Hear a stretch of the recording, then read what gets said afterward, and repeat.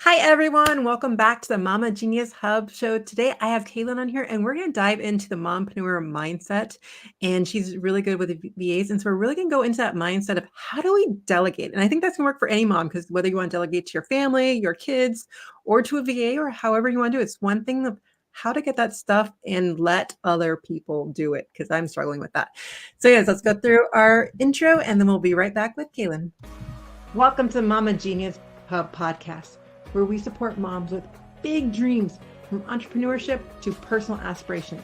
I'm your host, Michelle Kaiser, and I'm here to help you unlock your potential in all areas of life. Join us as we explore strategies for thriving in motherhood while pursuing the dreams, the key to actually unlocking your genius. Subscribe now and embark on a journey to realize your fullest potential. And so I welcome Kaelyn Marie, who is a virtual assistant, agency owner, and business coach. She's passionate about helping women create a life of their waking up to without sacrificing their values, family, or their time. Welcome, Kaelyn. We're so happy to have you on today. Thank you so much for having me, Michelle. I'm excited to be here. Well, we're just going to dive right in because that's how we were all here. So I just want to start, though, with what was your why for wanting to work with women the way you do?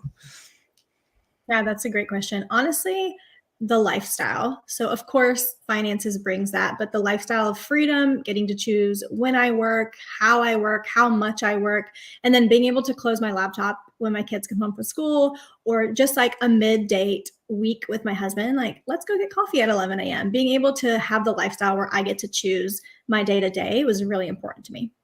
So what does your husband do? Now I'm curious. So it's pretty cool. He is a pickleball pro. That is his career. So he works at a club and he does clinics and he coaches people one-on-one, and he has pretty much made the sport his job, which is the coolest thing. I just started playing. I've been playing in the rec league. It's a lot of fun. I love it. So you guys are a pickleball family. Wow, that's so, I did not see that one coming.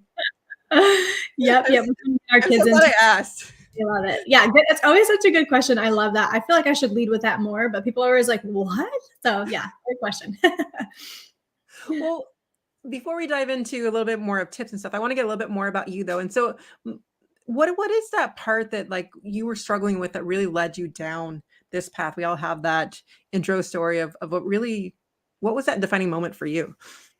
Yeah, so I actually was a personal assistant for someone as an employee for years, and I thought I'd be doing it more, but I realized there's just limitations when you have to work for someone, of course, right? You have to, if they want you in the office, you have to go. I was partially remote.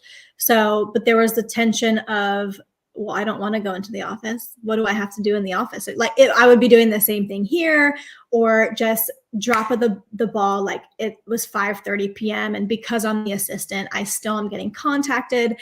And so there was that tension of, it was almost my dream life, right? I like kind of was remote. The employer was great. Like I was almost there. And then I just realized there was more. I had this yearning of like, gosh, but it's not fully what I want. So it definitely gave me some flexibility, but it just wasn't the fullness. And I think sometimes we just settle for like, well, it's not bad. Some people have it worse. But there was just this moment where I was like, this isn't it. And just again, the constant like calls after hours or things that would happen where I couldn't control and I couldn't say no because they were my employer and I wasn't a business owner at that time. So it was just this moment where I realized this isn't it. This isn't fully what I want to do. And we parted ways last year and I ended up starting my own business last year. And so now that's where I'm at. And I'm like, yeah, this is it. Wow, that's such a quick transition. Though I love how you said the calling of it all and just finally deciding that this isn't for me. Because I feel like a lot of us hear that, but then we don't do anything about it. So you had this transition from a year ago. So what were those steps at first you took to make that transition? So first, it was actually funny. I wrote a letter. I wrote out a whole letter of things that I wanted to present to them. Got on the phone with them. This is a funny story. You're going to love it. They asked me to. I'm already starting to laugh. They asked me to have a meeting. At the end of my letter, the bottom said pretty much like, I'm going to start looking for other opportunities and was going to give them a date. And they jumped on the call and they were like, so we're going to let you go. It's like, okay, that worked out. And so I didn't even have to be the one to quit. It was just a mutual like, okay. And so From that moment, though, it was honestly terrifying because, first of all, I was supposed to quit. They weren't supposed to fire me. So that didn't happen the way I planned out. Then, I mean, they gave me a whole month, which was very generous. They're like, we'll give you a month. So in that month, I knew, okay, it's now or never. I'm either going to go back to comfort and find like a stable job with an employer, or I can make a decision to kind of go out on my own and listen to like the more that's been calling me. So I started, going online, doing all the research that we do, jumping on Instagram. I actually ended up, it was master resale rights. I don't know if you've heard anything about that. I know some people, it's like an online digital marketing pretty much. And I ended up being like, okay, I could do that. And I bought like a $500 course. It was this whole thing. And I knew I was doing it though. I was proving to myself that, okay, I can do this, but it wasn't really working. Then I saw a girl on Instagram talking about being a virtual assistant, making 6 figures a year. And because I was a personal assistant, I was like, I could just apply. I could just do this. So I pretty much just dove in head first. And I mean, I did a lot of research, YouTube University, Google University, all the things. And I just took what I told myself is like, I just need to take one step at a time, like one day at a time. So obviously we parted ways, and it's not like I built this successful business overnight, but I just started showing up and being like, okay, today I'm going to, pick a business name. Today I'm going to pick business colors, and kind of took it one day at a time till I got to the place where I was like, okay, now we launch and we just go for it. And I just kept showing up and being consistent. And yeah, now I'm at where I'm at today, and it's just been incredible. So what did you end up launching? That's what I want to know. Okay, so a virtual assistant business is what I ended up launching. So I launched as a virtual assistant and was speaking directly to 6-figure plus women business owners. That was who I decided my target audience was. I had, some experience. A lot of virtual assistants, though, even if you don't have technical, like I haven't been an assistant before, there's general tasks that anyone could do. So I'm a firm believer if anyone wants to be a virtual assistant, they totally can be. But I pretty much launched as a virtual assistant, ready to come alongside business owners to help them with any admin tasks that they had. And so sorry, I just got tongue-tied for a second. But so where did you start though? Like, did you start with advertising on social media, or like what was your route? Because I know we all have different routes, and so I'm curious what your route would be. Yes, mine was fully Instagram. So I did all my marketing per se on Instagram, showing up on reels and stories and posts and talking about my business fully through Instagram. So now let's switch gears just a little bit, like from that business owner that you work with, or what are some of the tasks that you recommend the mompreneurs out there to start getting off, like where, from someone who's been running this whole thing by themselves, now they might be making enough to like start transitioning and having at least some help. Where do you suggest they start with that? That's a great question. And I would say, honestly, if you think about the tasks that are taking the most time, but not generating the most income. So, and then, I mean, as you excel, you can even delegate tasks that do, but a lot of times people have like, oh, I work with some influencers, and I don't know why I put air quotes around that, but it's the word influencer has to have air quotes. I know it does. I work with influencers. So that's a couple of my clients, and like they need to respond to their Instagram comments, but that's not generating traffic. So I like do their community engagement for them. I have other business owners, like product-based businesses, who they need customer support. So I'm responding to their emails, helping people with their orders or refunds or those tasks. There's other businesses who they need me to write blog posts for them, or they need me to create like a landing page for something. So a lot of those like menial tasks, I'm obviously not like jumping on their stories for them and trying to sell their products. Like that's not what I'm doing. I'm like doing the behind the scenes where someone could just jump in and take that over. And it is hard though. I have still clients now who pay me good money who will be like, I don't know what I should get. Like I'm kind of scared to give this to you. And that makes complete sense, because it's like your baby, like you've created this thing that is like so good, and it's hard to know that someone will come alongside you with the same care that you have for it. So I get that it's hard. So I think my number one recommendation would be like, start with tasks that if they mess it up, it's not a big, like it's okay if the comment responded to that person wasn't great, or it's okay if there's a learning curve here. And then as you build trust with someone, then you can start to delegate them more. And that's a lot how I work with my clients too, is we jump in, they give me stuff as they see like, okay, she's doing a great job, they'll give me more, and that's how we work together. So I'm trying to project a little bit for moms that might be considering being virtual assistants or stuff. Mhm. How many clients do you feel is like too much to take on for yourself? Or how do you delegate how much time one client gets versus another, or when emergencies come up? I mean, how does that fit into your day? That's great. That's a great question. So for me now, I have, hired someone who can help me. But when I hit 5 to 6 clients myself, that's when I knew like, okay, I'm like booked out per se. I was booked out for a little bit till I figured out how to up level even like my systems within my business before I hired someone else. And then when I brought someone else on, was able to delegate as well. But it also depends, what you're paying your virtual assistant. So for me, like my top paying clients, the ones who are paying me the most, those are the ones who I do their tasks first, if that makes sense. So I'm always like taking care of them, and not every day. Some days they don't even have tasks for me, so then I'll just move on to the other clients. But I've pretty much set it up with my clients as in like, these are the days I'm doing this for you. That's how it helps me. Like I know these Tuesdays and Wednesdays I'm doing tasks for this client, this is what I'm doing.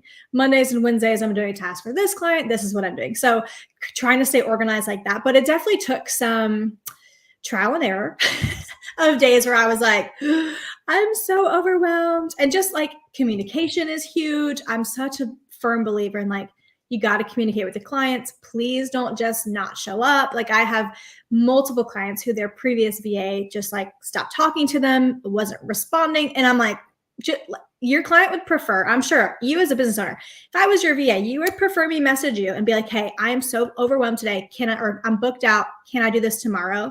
Most of the time it's going to be yes. Thank you for communicating that with me. So that's something I love to establish and teach other virtual assistants. Like communication is so important, and they would prefer that over you rushing, doing a bad job, turning something in and not being up to par. So just to bring that in hone a little bit, can you just give the audience some wording of, like, you gave a little bit of wording, but like what can you actually say to someone like without feeling like you're just saying no to them, and like it's just like you're being rude or mean, like, but you still need to like really share that. Absolutely. Yeah. So, for example, I've had clients who, hey, I need this done. Can you do this? Blah, blah, blah. My number one question is always, hey, I absolutely can do that. When do you need it by? That's my first question. When do you need that done by? Because a lot of times it's not urgent, but because we are programmed to think everything is urgent, everyone's depending on me. Oh my gosh, if I don't do this, I'm getting fired. It's like an instinct, especially from like the employer employee culture that's programmed in you to think, I need to do this right now. Most times they'll come back and say, oh, if you could just have it done by Friday, or and it's like Monday. Oh, if you could just have that done, can you do it by tomorrow morning? And it becomes a conversation. So always my first question is, hey, well, when do you need this by? And then allow them to tell you. Now, if they're like, hey, end of the day, can you get this done by end of the day? And you really can't, that's where you simply are just honest. Hey, I'm actually booked out for the rest of the day with tasks I was previously assigned. Can I get this to you by whatever day you can confidently get it to them by? I love that so much. And I think that's actually just a great question in general. I mean, even talking to your spouse or your kids at times too, because we do have that culture of hecticness, like it has to be done right now. And sometimes we feel that way too. And I actually just had that thought of like, maybe I need to ask myself that question as well. When do I actually need this done? Even if I'm assigning it to someone else, like I might not need it today. And so why should I put the pressure of today on that task as well? It just, I guess, a whole mindset thing into it that you just made me think of as we were talking. Yeah, that's so true. I do that too. Like there's laundry and I will panic. Like my husband's like, it's okay. I'm like, it needs to be done. But in reality, it's like everyone's going to live if the laundry gets done tomorrow instead of today, I think that's the perfect segue. We're going to go into a little break as I'm going to give you guys my little, if you want to figure out what your mama genius archetype is, take a look at this. Attention mompreneurs. Do you feel like you're constantly juggling the responsibilities without a moment to yourself? It's time to pause and reflect with our Mama Genius quiz. Tailored for busy mamas like you, this quiz will help you identify what's blocking your path and inspire you to harness your unique strengths. Transform how you manage life and business, find your rhythm, and ignite your joy. Visit mamageniushub.com today to discover your Mama Genius. And that's mamageniushub.com. Welcome back. And so if you want to get your figure out your mama archetype, go ahead and check that out. But we're here with Kaelyn right now, and we're just going into that mindset of delegation. So I want to talk a little bit more about that, just that mindset, because it's so hard. As you were talking about earlier, just like whatever we do, it's like our creation of it. And even household chores, how do you even delegate that to your kids? Like, I always get a story of my little one who, like, I was like, can you wipe down the table? Her way of wiping down the table was taking a rag and slapping it on the table. I was like, no, not what I meant. And so it's that expectation that isn't necessarily like explained. And so how do you rectify that? You've been giving some tidbits here and there, but I just want to go a little bit deeper on how do we make sure that we communicate expectations between you and the client and make sure that they're met? Yeah, that's great. So I think again, like open communication, it just reminded me of a story. It made me think of my mom, who is amazing. I love her, but she would always say, well, I can get it done better myself. And my dad would be like, why don't you ask the kids to do it? Anyway, that's a whole just mindset that, It's yes, a you mama mindset, let me tell you. mindset. You're right. It is. And I deal with that. But I find that like unless you bring someone in, they're not gonna know how to do it to that standard anyway, unless you allow like give them some room.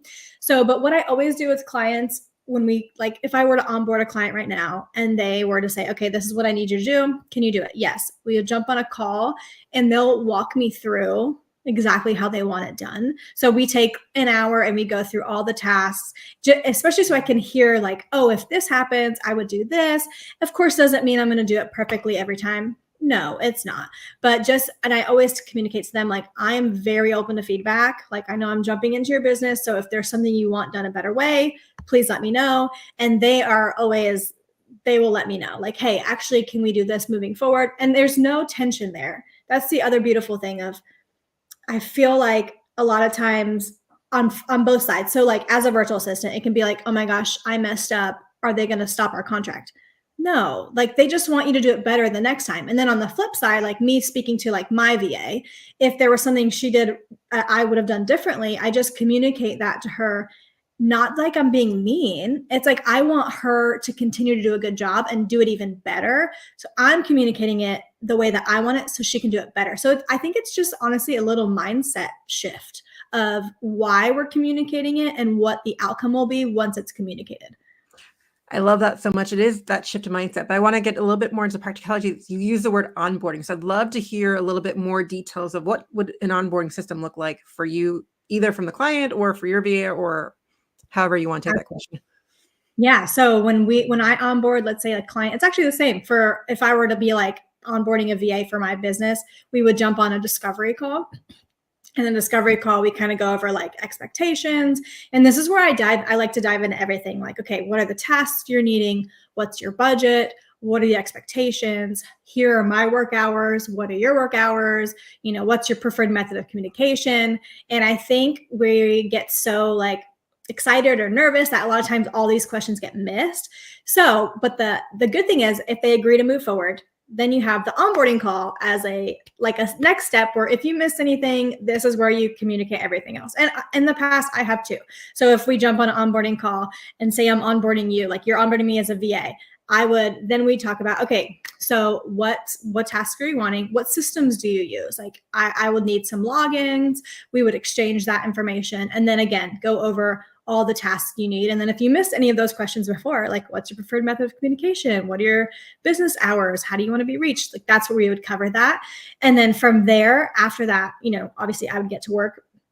And then the client moving forward, we also talk about on that call, okay, how do you want to do check-ins? Do you prefer monthly, weekly? What does that look like? I have some clients who are like, I don't ever want to do a check. Let's just text throughout the day when I need you. Like it's not, I don't want to do calls. And I have other clients who want to do weekly. I have other clients who want to do monthly. So just making sure you're in communication with your client or with your VA. I think that is what is going to set you up for success. I think that's so true. Is the more that we get the words out of our heads, it's a lot of times we're like, we have a story in our head. And if we're like, oh, well, this is what they're going to do, or this is what they think. But just like my daughter doing that at the table, when I said, go wipe the table down, that never occurred to me that that's what she would do. And so if we don't paint those pictures for each other and actually have that conversation, it makes it harder. Now I was going down to more practicalities, because you used the word login. So I've been curious and I've been working out different ways, but what is the best way that you recommend to give logins to someone else? So I love LastPass. I have some clients who use LastPass, and it's just like protected. It's a system where you can go in and you can create like all your logins for all your different platforms. And you technically don't even have to share it with the VA, because if the VA, you give the VA admin access, when the VA goes in, and you can block the passwords, and the VA, like, so for me, I would just click launch and it just launches me to the website without even showing me the password, which is, it's a way, if you feel like I want to, especially if you're new to like delegating, I think I would look into LastPass, because it's a great way to give that information without fully giving that information. But I do have other clients. Go ahead. You're gonna say. Well, no, I was just gonna say, because I have been trying to use LastPass now. So you recommend giving them the access to the LastPass, not sharing it with them through LastPass? Yes. So like what a couple of my clients is, they've added me as like their team or like an admin or something. So when I open their LastPass, I can see everything I need. Like, so, okay, I need to log into ConvertKit. So I can't actually view the password, although the password's in there. So it's like grayed out, but if I click launch, it will log me in and take me directly to their ConvertKit without me ever knowing the password, which again is like a great way if you have some hesitations around, because I mean, it's like your personal information. So I totally get it. Then I have other clients who they just drop everything like on a Google Doc and they're like, here you go. And then yeah, when we're on like the original call, I just make sure I get logged into everything, because a lot of times there's like two-factor identification or verification and all those things. So it depends on the client, but I have both sides. I have the LastPass clients, and then I have the Google Doc clients who are just like, here you go. So I love that. Just seeing the different ways of how people do it. It's like, I feel like those are the little tidbits that like you just like, until you know, you don't know. yeah, totally. And just getting those out. Well, we are starting to run out a little bit out of time. So we're going to go into our 5 questions right now. So I want to start with number 1. What podcast has helped you manage your busy life as either a mom or business owner, or what are you inspired by? So honestly, I don't know if you know her, but Jenna Kutcher, her podcast, of course, Gold digger. Yes, Gold Digger is my go-to, and it's evolved over the years, right? Back in the day, I would listen to it strictly for business, but now because she's been at a place in her life where she's a mom and she's balancing like work and life and being a mom, there's so many episodes in there about, you know, like work-life balance and like how she's transitioned to a 4-day work week, and really how becoming an entrepreneur needs to kind of shift away from the hustle culture at some point, right? Especially as moms. And I'm a firm believer of like, there's seasons for that. There's seasons to like, you have to go all in, but then there has to be a way to be able to kind of step out, you know? And anyway, she does a great job of diving into those certain conversations, especially like the ones where she just talks by herself with no guests. She talks about therapy. She talks about being a mom, like all the things. And so I feel like it's been really helpful to see someone who's had success, like the behind the scenes of how they do it without losing their minds and without just like working 24/7. No, I totally agree with that. She does a great job of doing that as well. So number 2 takes us into, what fun activity do you do with your family that helps bring joy and either helps keep you organized, or whatever activity that just you guys do together? Yeah, so we get outside a lot. Our family gets out. We live in Redding, California, which is like beautiful outdoors. And I feel like a lot of times, even during the day, especially if it's like we've been in the house, you know, we're busy with games and all the things, but there's certain days where we just feel like, oh my gosh, we need to go outside. And so we'll go on a hike. We live right by a lake. And so we just drive 5 minutes and we just take the kids out. We go in creeks, do trails. And that's something that we do a lot. And we try to do a lot, because also kids just like need to be outside. They need to get their energy out. They do. The sunlight. And so that's something we cultivate into our daily lives often. Like every week you'll find us somewhere outside, because it just helps us. Well, actually, let's reframe that. We all need to get outside, not just the kids. True. That's true. Including me and my husband, we definitely need to get outside. We forget ourselves all the time, but we need fresh air. We need sunshine. We need to change our moods as well. Yeah, absolutely. Which actually leads us into number 3, which we talk about the word busy a lot. I really just have this passion of trying to like break that code of us using that word busy all the time. You say, how are you doing? I'm so busy, blah, blah, blah. And so I wonder if you have any ideas on how to reframe that? Because I just love hearing from other people's perspectives. Such a great question. And yeah, I feel like I've sometimes fallen into the trap of like, I have so much to do. And again, it's like really, if I take a step back, I'm like, but doesn't need, like we talked about, doesn't need to be done today. I think the pressure of like, oh, I need to do this. So really for me, like what I've been doing in my days is my to-do list. I use Asana. So it's like that, I can write a to-do list electronically, and at the beginning of the day, I'll look at it and I'm like, look at my calendar. Okay, what needs to be done? And if it doesn't need to be done, I'm moving it to a different day and I'm not adding stress to myself. And the other thing that has helped me in the midst of busy is I'm always taking a break to go to the gym. I feel like even if I was like a walk outside, like I'm always taking a break in the midst of my busy, in the midst of my work, to take care of me and do something for me. Because I also know, like, when I go to the gym, not only does it help me in my business, but it gives me like a clear mind and it helps me show up for my kids better. So, and even if it's just like like literally not even going inside the gym, walking around the gym, it's like a little country club place, whatever. That's where my husband works. But even just walking around for like 15 minutes, just getting outside is like something that I do for me, where it almost like interrupts my work day so that I can remind myself to slow down, be present, move my body. And that way I know I can show up the best for my kids, my husband, and my business. Ironically, I have pickleball on the schedule for today. I love that. But that also takes like the pressure off, like, okay, well, if I didn't do it in the morning, it's okay. I've already I know I'm doing it tonight. It's already planned. The weather is not very good. That's the only thing that's going to stop it. But since it's outdoors now and I'm in Wisconsin. So number 4, I brought on this because especially as moms, we kind of stay away from this. But I want to know what your definition of success is, and how do you actually celebrate when something goes great in your business or being a mom at home? Because I feel like there's the 2 parts to it. Is everyone's definition we think is one thing, but it's so different when I start asking the question. Yeah, that's good. My definition of success is not like a monetary goal, although that helps. But it's definitely, like, for me, is like being able to feed my kids good food, and like being able to take trips whenever we want, and like being able to take care of our dog if our dog needs to go to the vet, like having the money to do that. And so and a big one again is just being present, like being able to close my laptop if my kids want to play a board game. Like that's what success looks like to me, is again like taking control of my schedule, almost like having the ability to be like, okay, this is what I'm doing, and this is why, because I have the capability to do that because of the business I've built.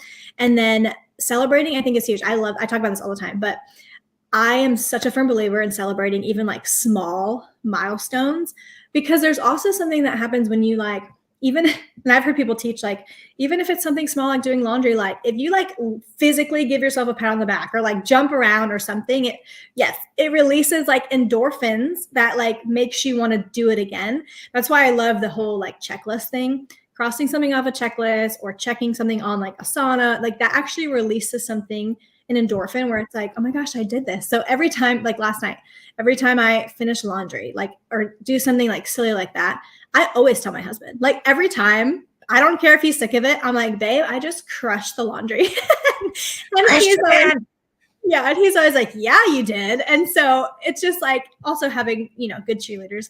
But I always celebrate, even if it's the smallest thing of like just saying it out loud and like letting someone compliment you.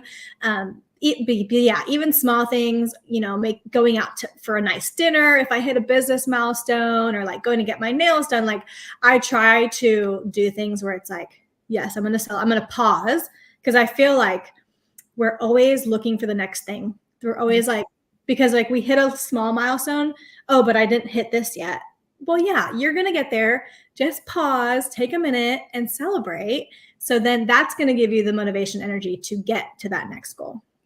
I love that so much. So I want to throw one thing in there is how you're talking about the to-do list. And I just want to remind people, I've mentioned a lot of time on here, is also at the end of the day, having a to-done list. And so you're really celebrating all the things that you've done throughout the day rather than worrying about what you didn't do. And like, so everything you're checking off just goes on to that list of, yes, I got this done today. I love and especially the mom, where we think we don't do anything. And then you start listening, well, I did the laundry, I got the kids there, I did this. And then I go start, oh, I did do a lot today. Yeah, I'm going to use. I don't give myself credit for any of it. Yes, I love that so much. That's so good. So our last question for you is, how do you find what your kids are doing well and inspiring them to figure out their genius in life? Yeah, that's so not as easy as you would think, but is what we're experiencing. But we try to like lean into it. So, like for example, I grew up playing softball and was like pretty good. I came from my two older brothers are baseball, so naturally we put our kids into t-ball and softball. And granted, our daughter's done dance and gymnastics, so she's done all the things. But like for example, last summer our daughter was like, "Well, I really want to do dance again." And we're like, but you're playing softball. So it was like a hard, but we were like, okay. Me and my husband had the conversation. I'm like, but what if she becomes like this famous dancer because she like really loves it? So we went and we put her in that dance class. Did it make our schedule harder? Yes. Was it more money? Yes. But we were like, if she wants to do it, we're going to lean into that. Even things like my son loves drawing and coloring. And so will he be an artist? I don't know. But right now he like loves it. So when he's doing that, I like love to encourage it. Like I want to paint. And I'm like, oh gosh, it's going to be messy. I got to get everything out. But just taking the time to be like, it's just like a moment of intentionality. Like, okay, let me get that set up for you. And then let's paint. And so I think just like little things like that, like leaning in and I don't believe that like every kid is going to be a Steve Harvey kid where they're going to know at 3 years old that they're going to be these amazing piano players for the rest of their life. But I just think it's important to kind of like lean into things and let them figure it out. Yeah, but like lean in with them, like don't just be like, okay, yeah, go color, but like, okay, let's paint. Like, oh, what are you painting? And just like being intentional in those moments to stop, ask them questions, engage in that, whatever it is, maybe paying a little extra to put them in that extra dance class and things like that, where you get to like kind of figure it out with them. I love that so much. Well, actually, I have two little side questions that came up. Just want to get some more practicality from you before we dive in. But so there's two things that I was thinking about. So you mentioned Asana. And so what systems do you find that help organize you the best? Definitely Asana is a big one for me. I feel like that's like my go-to, and a lot of my clients use Asana as well. So it's easy to kind of switch between. I also love Slack for client communication. That's a way to also not give your cell phone, but to have access to clients. Not that I'm opposed to that. I have clients who have my cell phone, but some people don't want to give their cell phone, and I totally understand that. So I do Slack a lot with my clients. And then honestly, I love Google Drive. I know that seems so simple, but it's just easy to create a folder and just share the whole thing, or create like a project and share the whole thing. So I feel like those are my three systems right now. Of course, there's a bunch out there, but Asana, Google Drive, and Slack is kind of what's like keeping me organized and keeping me and my clients organized as well. So my last question for you is probably gonna be difficult because it's the one that we all find difficulty, but like pricing wise, like how, like you said, some of your top end clients pay this, like how do you negotiate or figure out what to charge people? Yes, great question. So as I started, it was different. Now, because I have some experience, I have multiple clients, I have a minimum package that will start. So it's $1,500 a month, like retainer, that just starts with like general admin tasks. And then it just depends on the task. And I don't have it with me, but I have a breakdown that you have to spend time like crafting your prices. Like you want to make sure you know why you're charging what. But I have a breakdown of like, if they're asking for these admin tasks, it would fall in this retainer per month. If it's these, so it's just depending really on like the specialty. I don't necessarily do social media, but there are some clients who need help with that. So that kind of gets calculated in the price for the tier of whatever package they're looking for. I love that so much. So please tell everyone how they can get a hold of you, or any final words you have for everyone. Yeah. So my Instagram is, again, like I said, that's predominantly where I show up. I've tried TikTok. It's not my thing. So my Instagram. I don't have a TikTok account, to be honest. It's the worst. I don't understand it. But my Instagram is at Kaelyn Marie, like my name here, Kaelyn Marie Virtual Assistant, the full word. I'm there most days, and on there you can find like links to my website and all the things. And I would just say, like, as a mompreneur, my last words would be, and this is like the best business advice I've ever got, is to just start. And I know it sounds so simple, but I think a lot of times we just get stuck in our head with all the, oh my gosh, well, what do I do about this? What do I do about this? And like I said at the beginning, just taking it one day at a time, doing one thing at a time. I really believe that you could do anything that you want to, as long as you tell yourself you can, and then you take the steps to do it. Well, I just want to thank you for coming on today and just giving us a different perspective of another way that moms can also work from home and do something for themselves. I thought that was such a vital aspect to this episode and why I had you come on today. So I just want to thank you, Kay Marie, for coming on today. And we'll see you all next time. Thank you for joining us in today's episode of the Mama Genius Hub podcast. If you found value in our conversation, please share this episode with another mama who might benefit. Sharing helps us build a supportive community and reach out to more mamas like you. After all, it's more fun when we do motherhood together. Until next time, stay motivated and continue to pursue your dreams as you shine in your genius.